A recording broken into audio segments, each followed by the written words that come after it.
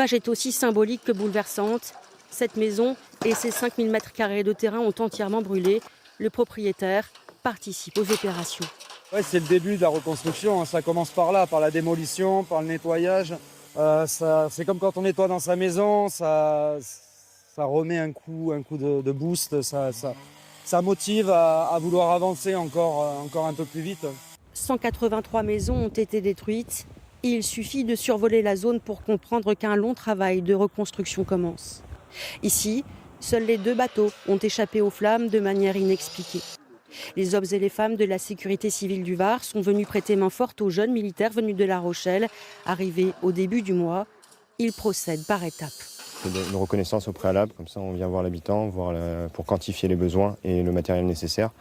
Ensuite, une fois sur les lieux, on trie les déchets en fonction de la qualité, que ce soit de la ferraille, des encombrants, du plastique ou que sais-je. Mathieu Plessis est mal assuré, il le sait. Demain, il compte donc se rendre dans une entreprise où il espère revendre ce tas de ferraille et les 2 voitures brûlées. Il en espère 130 € la tonne.